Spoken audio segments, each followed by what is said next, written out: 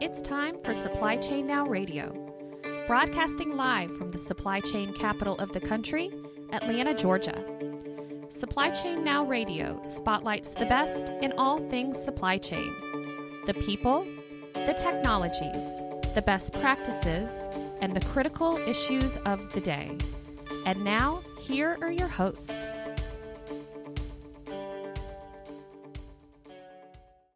All right, good morning. Scott Luton here with you live on Supply Chain Now Radio. Welcome back to the show. So on today's show, we're going to be interviewing an outstanding, exceptional supply chain leader that will offer practical and interesting insights into a variety of things, including why millennials are perfect for the supply chain industry, and tips for how current students can successfully break into the industry. So quick programming note, like all of our series on Supply Chain Now Radio, you can find our replays on a variety of channels, Apple Podcasts, SoundCloud, YouTube, wherever else you get your podcast from. As always, we'd love to have you subscribe so you don't miss anything.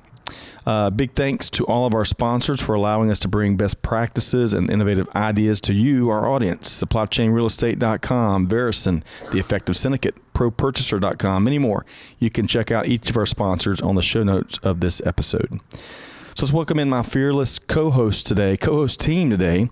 First off, Greg White, serial supply chain tech entrepreneur and trusted advisor to many, esteemed guru to some. How you doing, Greg? I'm doing well now. Let's make your mic hot there. Yeah, thanks. Hey, I'm looking forward to this conversation. I have two millennials as children and a Gen Zer, so I'm really excited to talk about this. I am too, and of course we are very familiar with Karn, our guest we're going to introduce here in a second, and it's great to have him back. We've collaborated with him on some previous initiatives, and we've got an outstanding guest. But our other fearless co-host is Chris Barnes, the Apex coach and executive director of Apex Atlanta. Chris, how you doing? I'm doing fine. It's great to be here. It's great to have you here. And again, I think we have shared enthusiasm for some of the stuff we're going to be talking about. Okay, so now that I've double-checked to make sure everyone's mics are hot, let's welcome in our featured guest today, Karn Agrawal, Global Operations Strategy Analyst with Dell. How you doing, Karn? Doing well. Thank you so much for having me on the show. Well, it's great to have you back. You're in Austin now doing some big things globally in a strategic role, which is outstanding.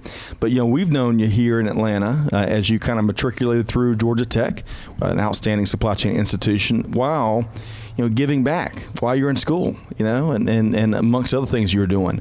Yep. And we're going to talk more about some of those things that you were involved in, as well as some of the things you're doing now, and some of your insights and kind of suggestions and best practices for folks that want to be like Karn. Sure, very, very happy to share. Well, but for starters, I think we've got some supply chain news stories, right, Greg? Yeah. Well, let's call them information stories. Okay. We got to be careful about timing here because we're recording this today, so there are a few people watching us today, and then this will come out in a couple weeks. So we're trying to produce some interesting topics that people can listen to, right? Anytime. Timeless. Yes. Timeless information. I'm going to start with a couple things that are interesting but not news. So get this. For supply chain professionals, books are still the number one source of inspiration. Actual, physical, not even Kindle type books. So 73% of supply chain professionals get their inspirations from books. Now, when they turn to screens, then it changes a little bit there. But can anyone guess what is second to books for inspiration? Twitter. A lot of folks get their news. Were you trying to say that with an accent? I'm not sure. 47% get their inspiration from documentary films and presentations. So your PowerPoints are not wasted, folks. So that's a pretty distant second.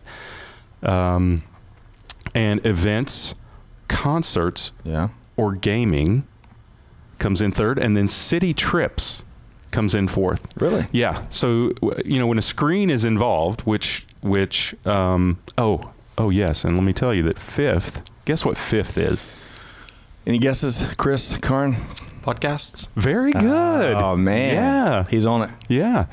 So when it comes to screens, it is things like Twitter and social media and that sort of thing. But yeah, we are actually above screens. We in the podcast industry, but books, right? Who'd have thought it? It's hard. Yeah. How do they define city trips? Is that? They didn't define it. Oh, okay. City trips, museum visits, or outdoor activities. Oh, gotcha. Okay. So, taking a visit somewhere, gotcha. Right? But they're getting the family in the station wagon and heading into town. Yes. Gotcha. Yeah. And hey, we're talking about millennials, but, books are still big. I have a 23-year-old daughter who refuses to read on a Kindle. We got her an iPad as a gift because she was such a voracious reader. Right. She didn't want it. She wants physical books. So that's really interesting because I also have a Gen Zer who she has a great GPA, but I'm pretty sure she's never picked up a book. I don't know if she actually reads physical books. So she does from time to time. But we all get our comment. I mean, we all have different preferences in terms of how we get our news and content and information these days, right? Yeah. Well, and let's talk about Gen Z, and we're going to talk about your little brothers and sisters, right? Or Gen Z, right? So let's talk about them. So believe it or not, Gen Z is playing a big role in family shopping, as if that's a surprise, right? So if you've got anyone born between around 1996 and in 2016, they are a Gen Zer, right? So 87% of them have some impact on family shopping, and a lot of them have impact on the way that people become aware of the companies that they'll shop for, sustainability, right, ethical sourcing, and that sort of thing. So that's an interesting carryover from their big brothers and sisters. And they have veto authority, right? I'm sure they do. 87% influence. I can't tell you the number of times that my Gen Zer, Ashlyn, has said, "We are not." Complete the sentence one way or the other. All right, just one final thing. Yes. And this is good news. We've talked about sustainability. That's a big topic for us, right, in the supply chain. And McKinsey says that sustainable supply chains are just 5 years away. Particularly in the apparel industry, these companies are becoming really, really aware of who their vendors are, whether they're ethically sourcing, right, the kinds of materials that they're using. And we had a discussion yesterday with Raj Verma about how your vendors become and suppliers become a part of your brand because people and we're going to talk about this in more depth, but people are digging deeper into who you get your goods from and whether that's a good thing. Sure. Research. Nielsen put out some research here in the last few weeks about how consumers are factoring that more into their decisions more and more. It's proven, and it'll only continue to grow as we continue to see the generational transfers taking place that you're alluding to. So, good stuff. All right, so that's all from the Supply Chain Now Radio news desk. From right? the news desk, yes, that's it. All right, so we got an outstanding guest. We want to bring Karn Agrawal back into the conversation. So, Karn, let's before we kind of dive into your experience with an iconic technology company, let's get to know you a little better. So, tell us more about you and kind of your personal and your professional journey. Sure. So, I was actually born and raised in India. So, spent my first 18 years in India, and then at the age of 18, I decided to move 8,000 miles away from home to begin college at Georgia Tech here in Atlanta, and just graduated with a bachelor's degree in industrial engineering this past May, and moved to Austin, Texas a couple of months back to start working in a global operations strategy role with Dell, and that's been a fantastic last couple of months. As far as my first foray into supply chain goes, I think I fell into this field 3 years back. And it really has captivated me ever since. The way I started getting involved with this field was actually starting a student organization at Georgia Tech called Apex at Georgia Tech to kind of inculcate supply chain awareness among students in a fun and engaging manner, whether that's through talk series, simulations, or workshops. So, Karn, how did it hit? And I want to bring Chris in here, and given Chris's Apex roots and stuff, I'm sure he wants to learn more about that story. But real quick, what hit your radar? that where you kind of had that supply chain epiphany to say, hey, I want to do that, and then of course it seems like that led to you founding and volunteering and leading things. What was that epiphany? Of course. So I think at some point in sophomore year of college, right, like most people come into college not knowing what to do, and that was basically me as well. And I think somewhere along the journey, I started getting involved in product life cycles, right? Like I love to think about how does that coffee which I drink in the morning, where does it come from? Like how do the coffee beans in Brazil kind of translate into coffee in my hands? So kind of end-to-end thinking about product life cycles was really interesting and engaging to me. And I was like, what is the best field which kind of fits into the understanding of product life cycles? And Georgia Tech being positioned as a #1 industrial engineering program of its kind in the country for the last 25 years, I was like, well, I'm literally at a place which is promoting supply chain interest and promoting understanding product life cycles. So what better it is than to switch my major from mechanical engineering to industrial engineering. And that's how I think my journey with this field started. So sophomore year. That's right. And Chris, Karan was part of the getting the Apex chapter at Georgia Tech founded. That's right. Which was, you given all the success that Georgia Tech has and all the great talent they churn out year in, year out, all the role they play in supply chain and technology talent. I was surprised, I think, and Chris, I think we were both surprised when we realized that they didn't have a vibrant student chapter, right? Right. Yeah. So what was your motivation? Why would you start a chapter like that? Was there a mentor, somebody that said, hey, this is a cool thing, or?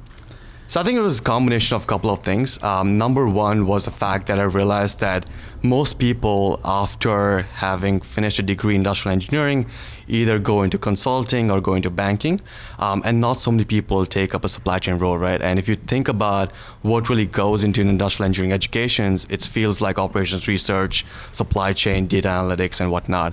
So I saw that there were more than 3 or 4 consulting clubs on campus.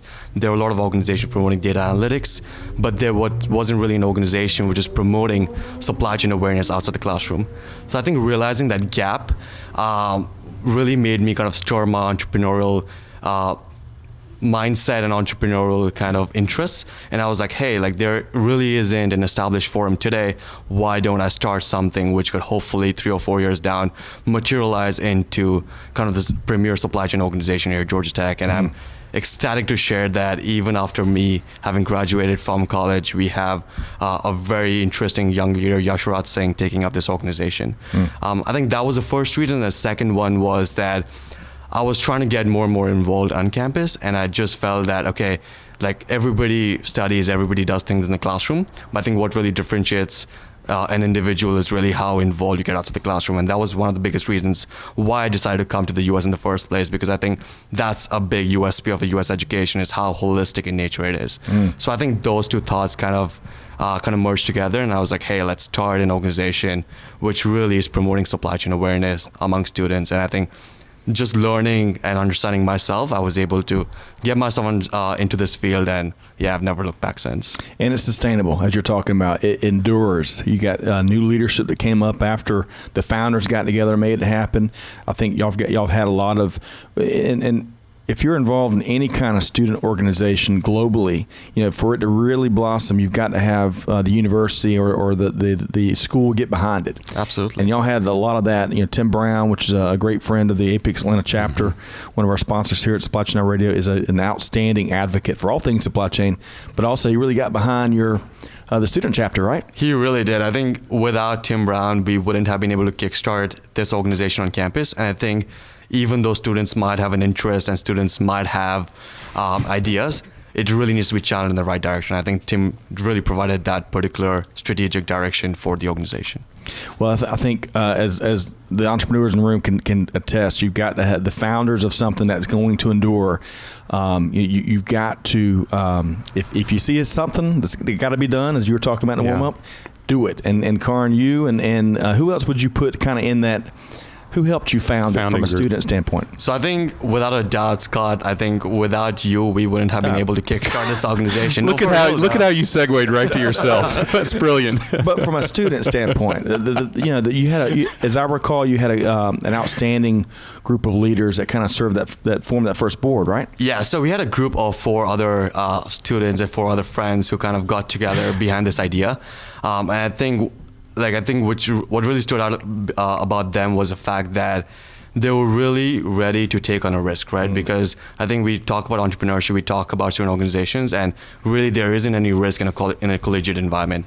So I think they were willing to go up and beyond what's expected of them, both in terms of putting in the effort and directing the vision and mission of what this organization is going to shape into. So I think the founding board of 2017 APIC Georgia Tech chapter was definitely kind of the foundational level behind which this organization has been shaping up.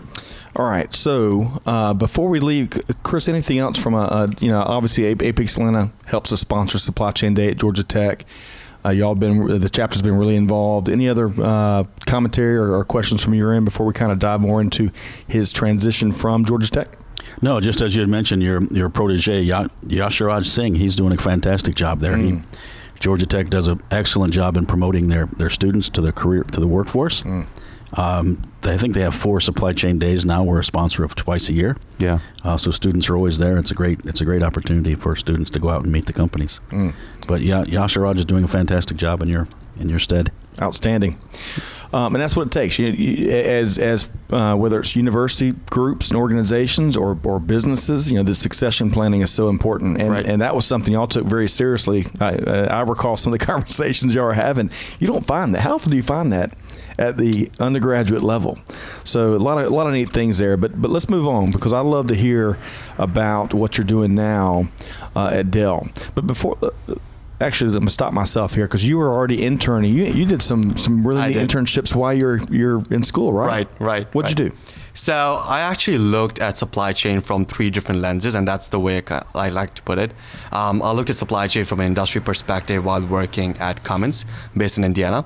Then I looked at supply chain from a government lens when I worked in the preferential procurement space in South Africa, based out of Johannesburg, working with the South African provincial government, which is an extremely cool and different experience.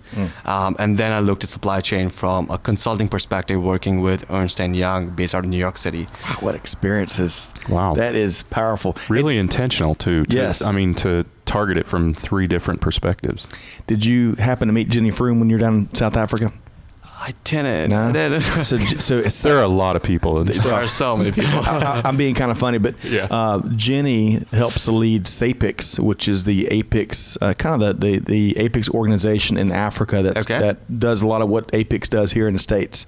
And she's a phenomenal person. So you'll make that connection later. But yeah, to your point, the global, I love how you kind of framed that up in 3 different kind of lens, but also the global, how I can only imagine how that helped prep you for what is the global end-to-end supply chain industry these days, right? So I think the biggest takeaway from all the 3 experiences was that I think breadth in a lot of fields is depth in supply chain. Because a lot of people talk about like how different topics are so broad, and you're really not being a master of one field. But just because supply chain today covers everything from how you procure items to the time it gets delivered to your doorstep, I think breadth in most fields is depth in supply chain. I think that's something which I realized through my different experiences, is that supply chain today is such an evolving concept, and that no company can advance today without supply chain being a competitive advantage. Outstanding. Love that. All right. It's funny. It seems like not that long ago, we were just trying to make that case. It's no longer a necessary evil. It is a competitive, or it will be. It seems like not that long ago, we're saying you have to think of it as a competitive advantage. And I think so many companies do. They've made the transition now. Right. Well, I'm going to tell you, when I was in school, it was pizza and beer. So to hear about some of these things you were involved in as you were getting ready for what's a dynamite start to a career. It's a different kind of life preparation, Scott. That's all. That's all. I feel underprepared. All right. So moving forward, you graduated when? May 2019. Okay, May 2019, and then you landed an outstanding. I mean, let's talk more about what you do. at an iconic brand such as Dell. So talk about that transition and into what you do at Dell, and then how what the onboarding has been like. Absolutely. So I work in Dell's global operations strategy practice. That is basically an internal strategy consulting team which drives executive prioritized and strategic projects for Dell's supply chain. And there are kind of 4 different projects which this team kind of undertakes. And I can quickly kind of run you through those. Sure. The first type is commodity procurement strategy, which is basically around what type of supplier should I choose for XYZ product and what are the different factors I should consider. The number 2 is projects around logistics strategy, which is which carrier should I choose? Should I ship something through air or ocean? The third kind of projects are market analytics strategy, which is basically around, okay, how have my products performed compared to competitors in different quarters, and what are the different performance metrics I can tweak to make sure that Dell is really advancing its supply chain for products. And the fourth space, which I'm kind of involved in, is the digital transformation space. And I think that's kind of the most interesting space to be in, is because today no supply chain can function without being technologically enabled. And within digital transformation, we are working on technologies like robotic process automation. We are working on predictive analytics and really making the right commitment to the customer. But the project which I've started off with is a data strategy project. And today, like, data is the biggest currency out there, right? And we're really talking about how we can create a logical data structure for data to lie in Dell's digital supply chain. And that's kind of the overarching question which me and my team are trying to solve. So it's a fantastic team to be in, just because as a consulting team, it's full of a lot of consultants from McKinsey and BCG. So definitely a very credible team to be in. And we typically do a lot of these short-term and long-term projects. You're able to see the scope of the end-to-end supply chain, which I think is a great place to be in, especially when you're young. I think the training and onboarding program is fantastic at Dell. We actually have 2 different programs. One is the supply chain development program, and the second is a supply chain graduate program. And the supply chain development program is basically a 3-year rotational program where you're able to take a year in different teams in planning, in procurement, in logistics, and in that way you're really able to understand what end-to-end Dell supply chain looks like. And I feel like so let me stop you there for a second, because how important is that, and how prevalent do you believe that view is and that understanding is, especially for new graduates, new folks coming into the industry? Is that an epiphany for a lot of folks, you think? So I think every millennial today wants to be in a cross-functional role, and supply chain by definition is an interconnected network which is global. No doubt. And unavoidable, right? And a network which has so many complex problems that today, if you ask any millennial what they want to do in life, everybody says that 24, 25, I want to change the world, right? And I feel that since supply chain has so many complex problems which are all intertwined together, and millennials today really want to use their analytical and technical skills at their best, there isn't a better field I can think about where they can really solve complex problems than in supply chain, because even one change in an upstream system has a crazy effect in the downstream system. So there are a lot of moving parts, and I feel like because you are in a field which has so many moving parts, it's really an exciting time for any millennial to be in this field. Well, I think it's an exciting time. I agree with you completely. Right. I think it's an exciting time for anyone to be in supply chain in this era, right? Well, we've got the seat at the table that you talk about so often. Yep. Right. And it is finally recognized as a strategic advantage. And I think, look, millennials want to be involved in strategy. They want to be involved in something with purpose. You can have purpose, like we talked about sustainability, right? You can be part of shaping how things are made, right? I mean, you can make sure that it's ethically sourced, that people are fairly treated, right? You can have all of those impacts in the world, and it's complex and fast moving. We used fast moving in another show, right? So it's something where you can come in today, right, and and everything is this way. You can come in the next day and you have to attack things from a totally different perspective, right? From more of a consulting versus an operational perspective, for instance. Absolutely. If you jump into supply chain, you better bring your Forrest Gump running shoes these days, right? Because it is fast moving, 100 miles an hour, hour in and hour out. To all millennials, Forrest Gump was a movie your parents watched. Okay, sorry. All right. Oh, that's a good. Do you know point. Forrest Gump? No, I don't. See? no, I know, man. right? I know. They Close make you somehow. feel old every single day. It's a great movie, by the way. Okay. So, yeah. One of my favorites. Yeah. Watched it live the first time at Shepherd Air Force Base in Texas, by the Really? way. Okay. Wichita Falls, Texas. Man, that's forever ago. 1994 is when that movie came out. Okay, so Chris, real quick, I want to pose a question to you because clearly Karn is exceptional, right? This is not the Karn's not like my friends that were doing golf and beer and pizza in college. He was getting prepared for a serious career. Is this you I know one of your passions is getting out. Obviously you're doing a lot of educating, a lot of teaching, but you also do a lot of networking with students across different universities. Is this typical for this the level of engagement this in 2019?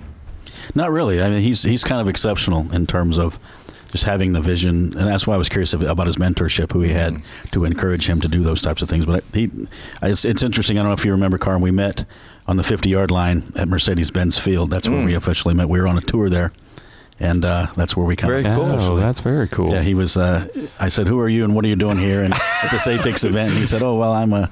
Okay, that's fine. You can stay. Yeah, the typical Chris Barnes intro, right? So, who are you? So I'm curious, just along the student side, Karan, you're in a unique position to kind of maybe coach students that are in college now or coming up. Right. So I talk to students all the time, and I can tell them what I think people do. But give us a perspective on two things. One, what do you do every day? I mean, it's a good thing to talk about strategy and carrier selection and procurement. Right. But what exactly are you doing, one? And then two, everybody wants to know what kind of tools. Is it Excel? Obviously, the office-based things, but what types of tools should people be focused on?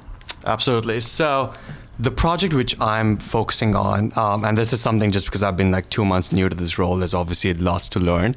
The project I'm focusing on is really a data strategy project, which I initially talked about, and really understanding on how to create a logical data structure for Dell's digital supply chain, because today data is being housed in multiple different systems like Agile, Glovia, a lot of different systems which house data from a procurement perspective or from a supplier-based perspective or from a product perspective.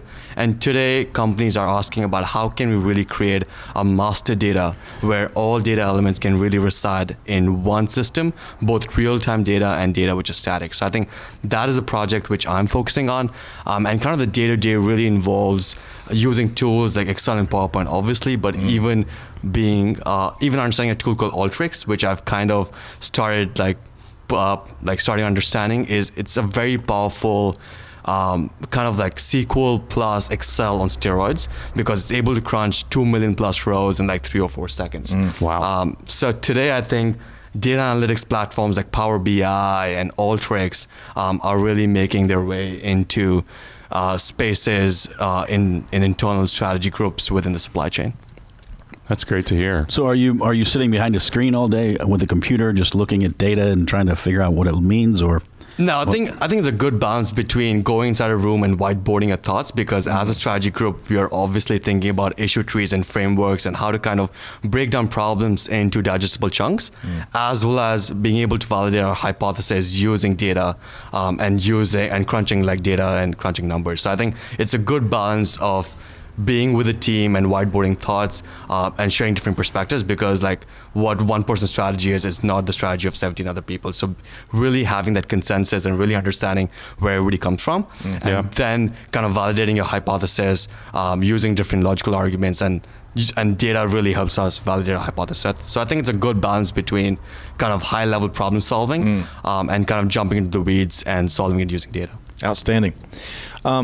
When you're in those whiteboarding sessions, can you speak to, yesterday we talked a lot about diversity of opinion and perspectives and inclusivity. Speak to, when you're solving the problems and you're laying out and plotting strategy, how you want to have a variety of voices in the room. How important is that? I think it's incredibly important because like your train of thought is not necessarily somebody else's train of thought. Somebody might approach a problem from a top-down approach. Somebody might approach a problem from a bottoms-up approach. Somebody might divide this problem in an internal and external factor. Somebody might divide this problem using customer, competitor, whatever different frameworks there exist. So there's so many different ways to break down a problem, right? Like if you think about, oh, how do I want to lose weight, right? Like you can lose weight by a surgery, you can lose weight by working out, you can lose weight by eating healthier, like there's so many different ways to think about a problem. And I think just in those whiteboarding sessions, I'm really able to understand, not only whiteboard about things in supply chain, things in strategy, but even with personal life decisions. It really helps me kind of break down choices which I make into kind of chunks and into different phases. So I think those whiteboarding sessions are incredibly helpful to gain diversity of thought, which I think is very important in the workplace. I bet it is fascinating. I can only imagine how cool that is to start your career in general, but also in supply chain and doing stuff like that for an iconic brand that Dell is. Yeah, I mean, Dell was a disruptor in terms of supply chain early on when they started. I mean, computers weren't made the way Dell made them in mass. Right. I feel like we've got a Paul Harvey, the rest of the story coming. No, I'm not. We don't have time to extrapolate on that. But I mean, well, they were the originators of merge in transit, which is a key postponement, mass customization, whatever you want to call it. But they were the originators of, the keyboards are coming from vendor A, the screens are coming from vendor B. The CPUs are coming from vendor C, and they all got to be there on the right time. They had to be because Michael Dell started the company in his dorm room. He did. Really? Right? I mean, UT Austin. Yeah, that's right. Yeah. I mean, he wasn't making this stuff, right? He found good componentry and put it together and got people to buy it. Man. Yeah. So Karan, just a little bit more on that. So I frequently suggest to students that, the technical skills are important to have. That's got to get you the job, but once you have the job, it's important to be able to speak and present. Am I over amplifying that ability to present? And if you could kind of talk about that, did you have a communications class along your curricula that helped with that? So I think while I was at Georgia Tech, I think since I was involved with a lot of different student organizations, naturally every week we had to give progress updates, or we really had to kind of speak in an impromptu fashion. So I think I developed a lot of my communication skill sets outside the classroom at Georgia Tech, and I think that is a transferable skill directly into the workplace, right? Today, I think what really separates a good individual from an outstanding individual, or like an outstanding from a good individual, is the fact that are you able to tell me everything that's important to me within a minute or minute and a half. If you're rambling on for 20, 25 minutes trying to tell me different topics, it's not really important to me, right? Because executives today want to hear the key insights in the most like crunched out fashion. So, so I think communication is incredibly important, and being able to present your thoughts is even more. I enjoyed, Karan, when you spoke. I think the same event Chris is talking about, we had a regional supply chain leadership conference that Tech hosted, and it was your colleague Neil presented. I did. And Neil, was he one of your successors? Right. So I think Neil took on the leadership of Apex Georgia Tech after me. Yes. That's right. Do you remember when Neil came out? Neil Patel came out and addressed the crowd, and it's like the same mold. Folks can stand and deliver when you're undergraduates, and also communicate succinctly, which so many folks, myself included, are terrible at. But it's really fascinating. But so let's talk about. Let's make sure we frame up your tips for starting. What have we not broached on in terms of your tips for starting a supply chain career?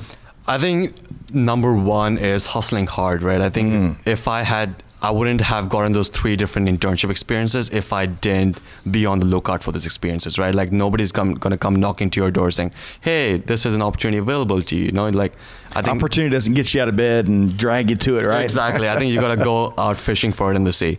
And I think that has been one of the key lessons which I've learned in college, and something which I want to tell all upcoming professionals and students in college, is that try to get diverse work experiences while you're in the collegiate environment, because there is absolutely no risk of failing. Like you're gonna get different experiences, you're gonna get different industries, go to different geographies, expand your horizons. Like if you want to do something, go do it, because once you start working, it's hard to switch, it's hard to get different experiences, it's hard to go to different geographies. It's a lot dependent on what the business really needs. But I think while you're in a college environment, definitely hustle hard for different experiences. And I think my second tip would be start early, right? I think what really allowed me to get these experiences was the fact that I started all of this in sophomore year. So definitely start early. Like you don't have to figure out A to Z of what you want to do in life within the first 1 or 2 years, but definitely position yourself to be involved in student organizations, be involved in leadership activities, be involved in internships, be involved in conferences and talks like these, because I think that's what kind of widens your perspective and allows you to get a foot in the door. Also one of the things I'm hearing you say, kind of through a lot of your commentary is you got to put yourself out there, right? You got to get out of your comfort zone. Right. You got to lead. You got to raise your hand. You got to volunteer.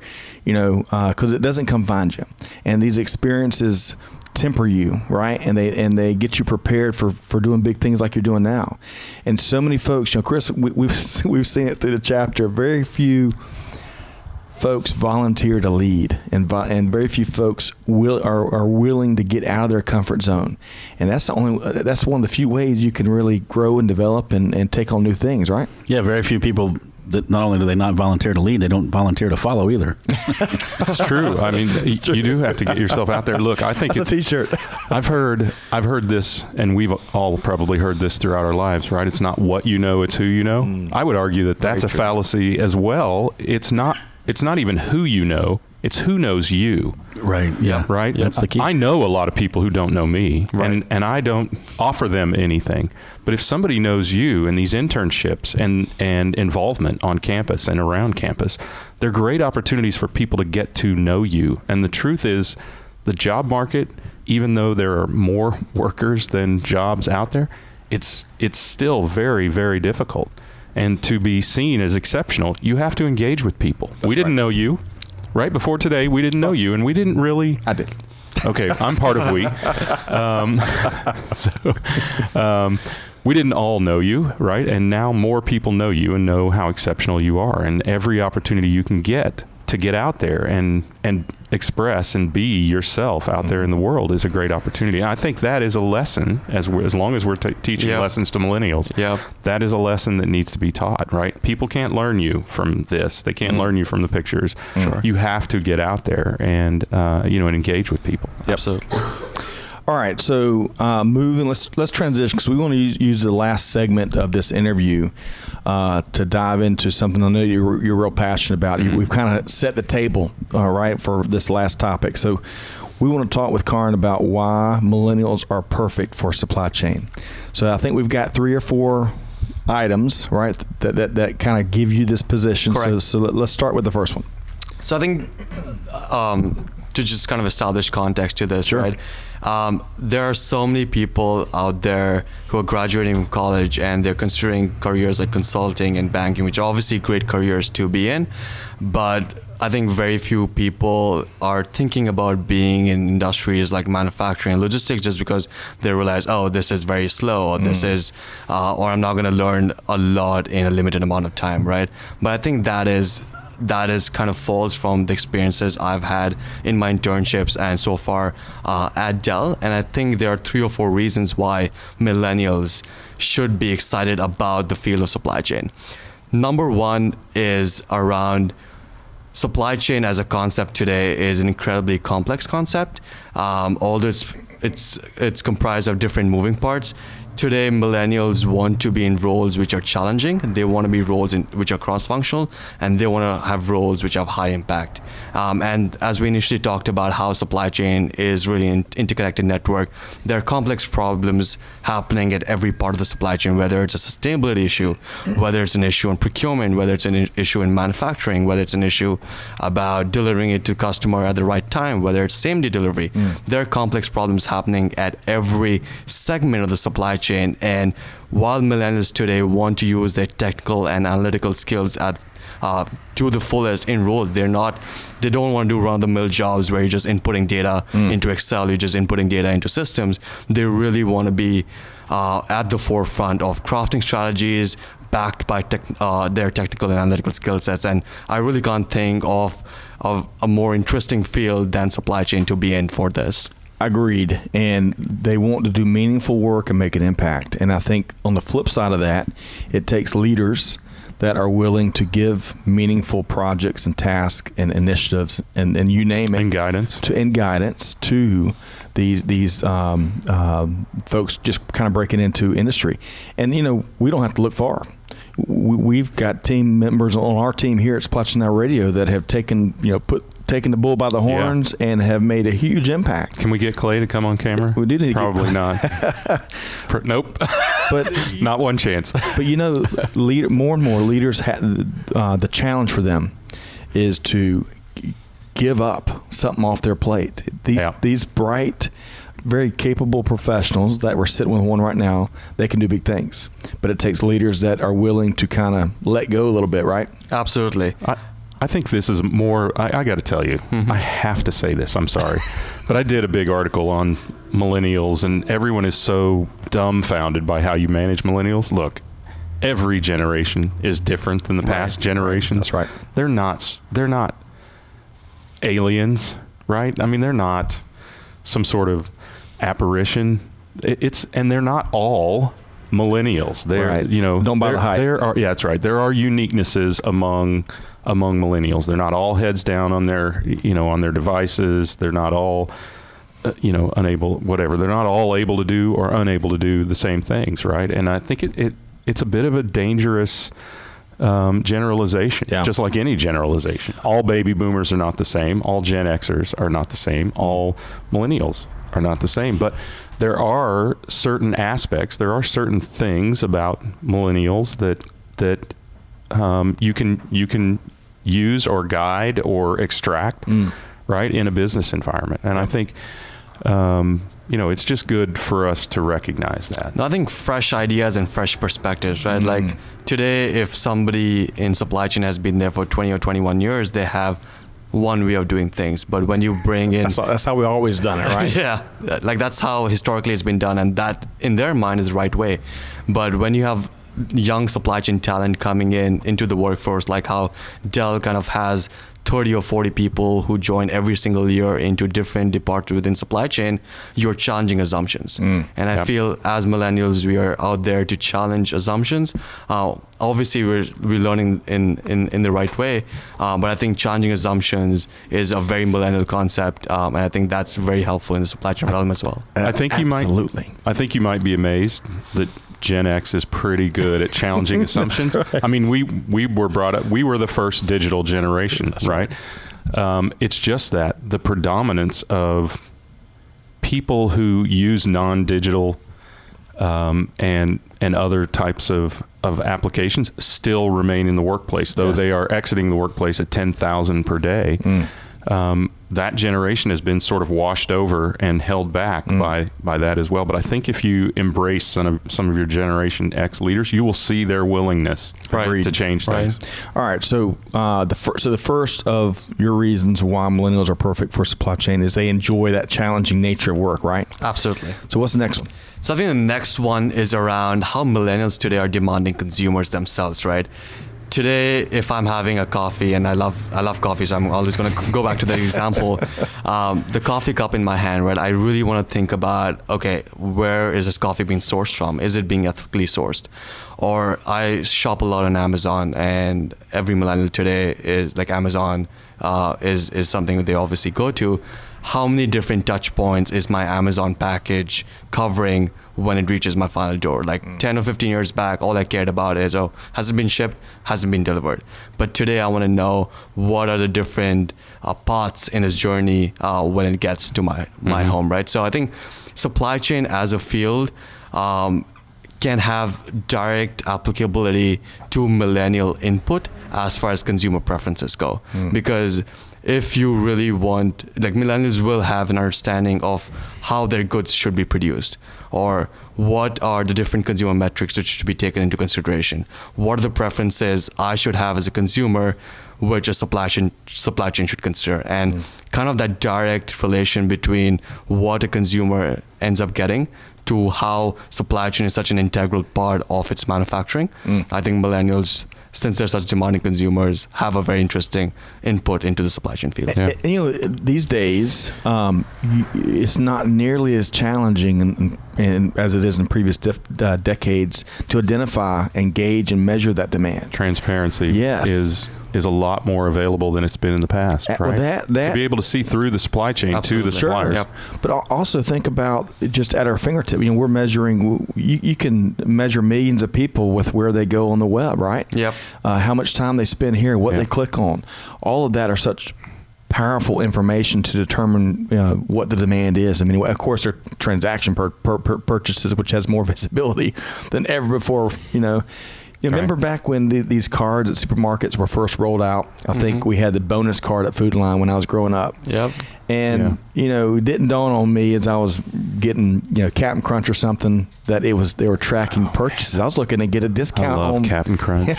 Sorry, but those early tracking tools has just evolved where every single footstep in a retail environment is being mapped, right? Literally. Yeah. Yes. It absolutely is. What you're looking at as well as what you're buying. What you're looking at and not selecting is, that's how transparent commerce is these days, right? And I think that's part of what, to your point, Karan, that's part of, since millennials and Gen Z, which is matriculating, into the workforce, they're used to that environment, and they bring, I think, powerful opinions and perspectives on how to leverage that information and that data so companies can optimize their supply chain or optimize their go-to-market position or what have you, right? Yeah, they were brought up with these technologies and with these things. Look, you create an expectation based on what you're imprinted with at an early age. Right.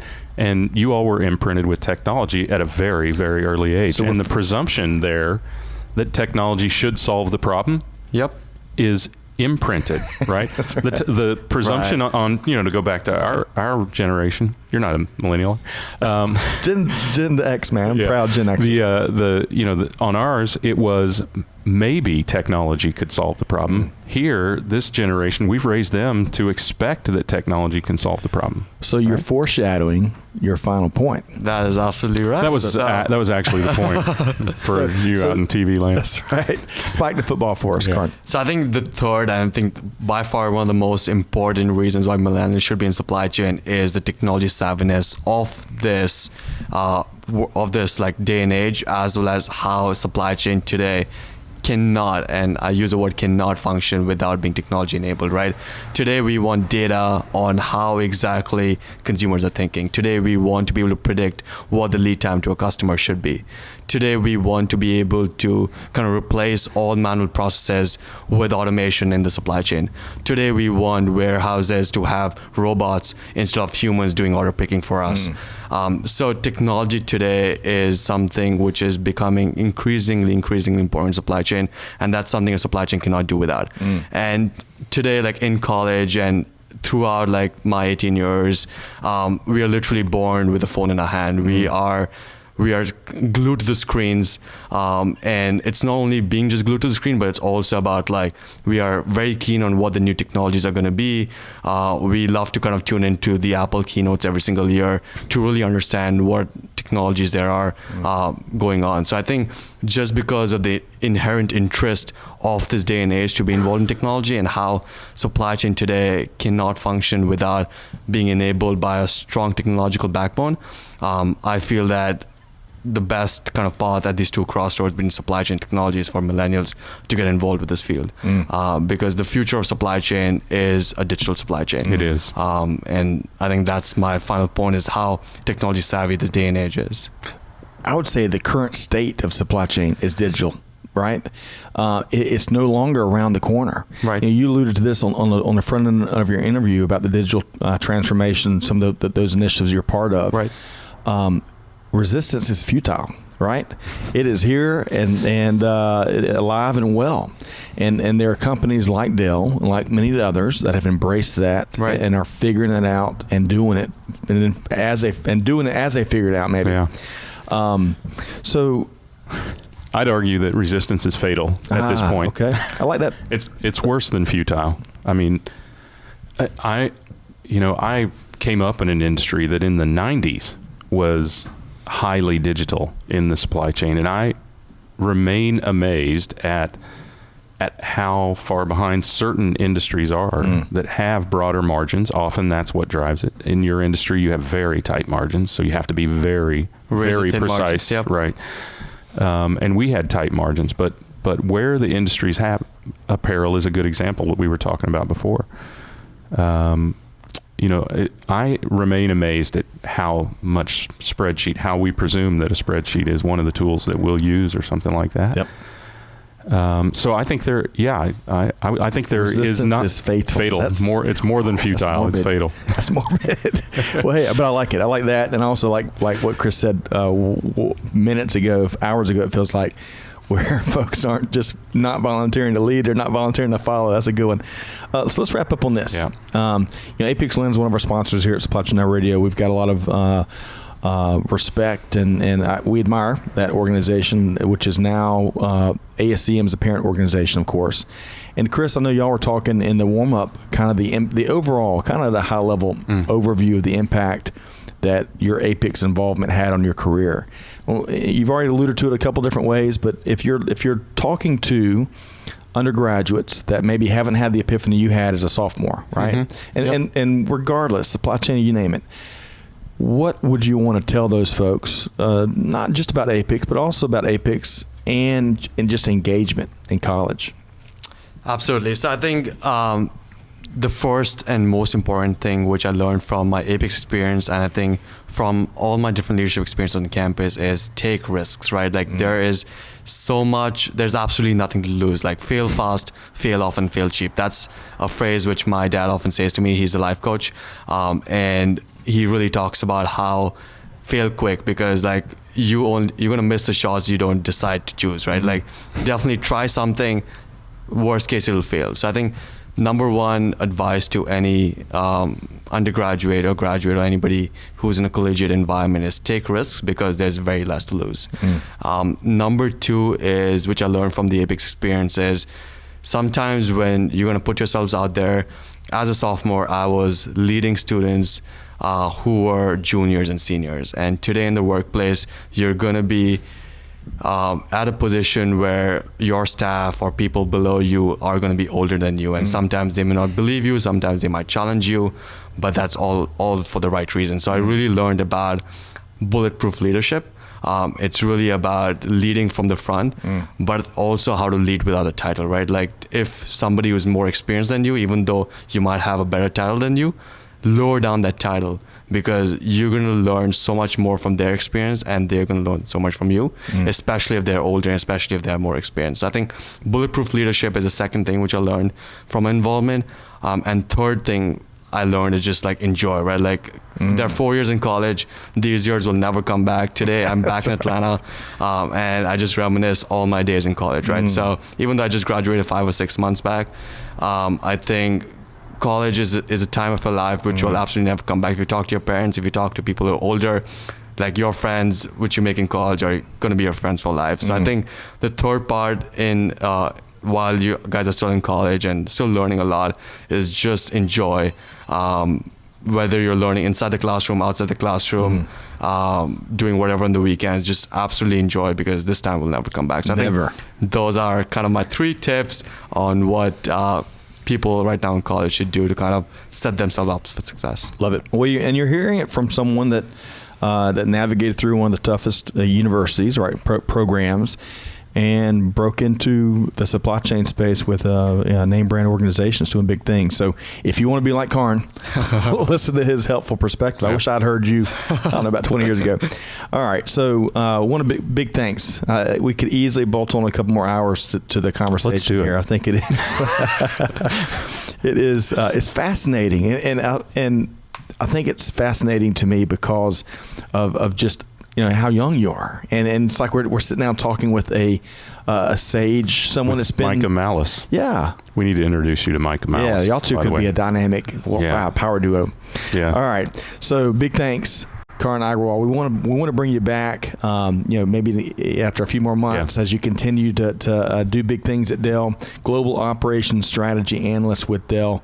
Enjoy your time here this weekend. I know you've got some big plans, and safe travels back to Texas. Thanks a lot, Scott, and thanks a lot, team, for having me over. Yeah. It's an absolute pleasure and privilege to be on this talk show at 22. So it really is. So thank you so much. Well, great having you. Yes, absolutely. Yeah. I think we all learned. I've got 3 pages of notes, so I really enjoyed it. All right, so don't go anywhere. We're going to wrap up today's segment we want to invite the audience to come check us out at a variety of trade shows where we're going to be broadcasting live from. Before we talk about that, Chris, I know that Apex Atlanta's got a variety of classes. I think you're leading, speaking of Georgia Tech, I think you're leading classes next week, right? That's right. We got a sold-out CSCP, Certified Supply Chain Professional class, Monday through Wednesday afternoon. And if you had to, in a very small nutshell, why CSCP for folks? It's a 50,000-foot view of the supply chain. You're not going to learn how to do things, but you're going to learn what's going on across the extended supply chain. Outstanding. And you can learn more about all of that training that Chris and the whole team trains, not just here in Atlanta, but Chattanooga regionally. You can go to apexatlanta.org to learn more, and we appreciate their sponsorship here. Okay, so beyond that, we've got a slew of events coming up starting next week. Greg, where are we going? We're going back to Charleston. Back to Charleston. South Carolina Competes, Council on Competitiveness. I said the whole thing that time. South Carolina Council on Competitiveness for their Tech Talk. So that's the 23rd in beautiful Charleston. And I'm going to say it again, dinner at Magnolia's. Absolutely. Well, and registration's still open. You can go to sccompetes.org, but we've started to assemble our interview schedule. And it's really... I think we're interviewing our friend Micah Malice again from South Carolina Ports, correct? Maybe so. I got Fast Fetch. I've got CHS Pilots. We've got Cintio. We have DHL. Ship Chain, which is doing some really interesting things. Yeah, Cintio and Ship Chain. That's cool stuff. ATS Logistics. You name it. A bunch of different folks that we're going to be interviewing throughout the day on October 23rd. But you can go to sccompetes.org to learn more and to still sign up. I think there's still space available. We're looking forward to being there throughout the event. And then we're going to be in Karn's neck of the woods in Austin, Texas, November 7th and 8th for the EFT 2019 Logistics CIO Forum. Yeah, our friends at EFT just got acquired by Reuters Events. So now EFT Reuters Events, Logistics CIO Forum. Yeah, so we're going to help you keep it weird. In Austin. Always. We're going to bring you back and talk about your Austin experiences next time, Carlos. Yeah, of course. Yeah. We're looking forward to that. And registration is still open for that. We've started to build our interview schedule. In fact, our leadoff interview is with the Chief Technology Officer with Tire Hub, which is a really interesting company based right here in Atlanta. Yeah, about 300 CIOs sharing ideas and information. Fantastic venue. And then that kind of takes us to the end of the year. We're talking with a few other folks for December events, but for calendar flips, we are doing a live broadcast at CSCMP's Atlanta Roundtable in January. They're going to have the executive director of NASTRAC speaking, kind of talking about some of the regulation changes and how it's impacting the transportation industry. The Reverse Logistics Association Conference and Expo in Vegas in February. Yeah, great time of year to be in Vegas. Great. And a really, really prominent topic these days. It is. And so I hope people show up, not just go to Vegas. I guarantee you. It's never a wrong time to be in Vegas. That's right. That's right. But, it is a compelling aspect of supply chain. And we kicked off a reverse logistics series several months back with our great friend Tony Schroeder, who is executive director of the RLA. And it has resonated. That space does not get enough attention, right? Talk about a great ability to support sustainability. Right. Reverse logistics. I mean, some of this stuff that's being returned, it's just being thrown out. Amazon has now been compelled to have a a way to continue to make use of returned goods, and I think that's a great thing. The RLA is doing a great job getting proliferating out best practices, and it's such a critical aspect of the end-to-end supply chain. And I'm also excited that we are bringing back Jack Allen, with one of the great supply chain leaders at Cisco, is going to be on the show in November. And he does a lot of keynotes. He is a home run. He's speaking of digital supply chain or digital logistics, amongst other subjects. He's a great guest. Looking forward to his appearance. Okay, so then beyond February, one last announcement. Modex 2020, one of the largest supply chain trade shows in North America. 35,000 folks are expecting. Modexshow.com is free to attend. They are hosting our 2020 Atlanta Supply Chain Awards. Yeah. So we're really excited about that. We have one of our Bright Future Award winners. Right. How did we let that skip his bio? Yeah, well, we were timing it, right? Yeah, very good. So to kind of close that loop, as part of the 2020 Atlanta Supply Chain Awards, we'll do what we did last year, where we reach out to local universities and they name one of their leading students that have a bright future ahead. That's right. Exactly why it's on the award. Right. Karn was the winner from Georgia Tech last year, and clearly living up to the billing. Seriously, this is like a case study behind the award. I mean, he's doing big things, just like we knew he would. Not like he won the Heisman and then didn't do anything in the NFL, right? Nothing like that. Yeah. But so March 10th, 2020, the 2020 Atlanta Supply Chain Awards will take place. Keynote, Shan Cooper, Executive Director with the Atlanta Committee for Progress. Christian Fisher, President and CEO of Georgia Pacific, will be our keynote. You can learn more at a simple URL, AtlantaSupplyChainAwards.com. Registration, sponsorship, and nominations are all open. Yeah. Thanks to our incredible web development team. And Chief Marketing Officer. There she is. Amanda Luton. Okay. Good stuff. Well, big thanks again, Karn. It's a pleasure to sit back down. I think if hopefully our listeners enjoyed as much as I did, you inspire people. And so whatever you're doing, keep doing it, right? Because folks need to hear your experiences and your key takeaways. So I'm glad that we could spend the last hour getting some of that out and sharing it with our audience. So best of luck, and we will see you next time you're in town. Thanks, God. Chris Barnes, great to have you back from your regional travels. You're going to have to get a charter plane for long, huh? It's always good to be back. Absolutely. And Greg, great week of shows. I think we had a show just about every day this week, right? Yeah, we've been burning it up, getting here to our new studio, which I love. The Sandia Supply Chain Innovation Center, which we are delighted to be a partner with, and helping to get the word out, helping to solve problems, right? Yeah. That's what we all spoke to that today. Yeah. Okay, to our audience, be sure to check out other upcoming events, replays of our interviews, other resources at supplychainnowradio.com. You can find us on Apple Podcasts, SoundCloud, YouTube, all the other leading sites where podcasts can be found. Be sure to subscribe, right? That's what we want folks to do. Gosh, I got. Sorry, I'm still hung up on the Atlanta Supply Chain Awards. Well, be sure to subscribe. So yes, please do. Yeah. On behalf of the entire Supply Chain Radio team, this is Scott Luton wishing you a wonderful week ahead and weekend, and we'll see you next time on Supply Chain Radio. Thanks, everybody.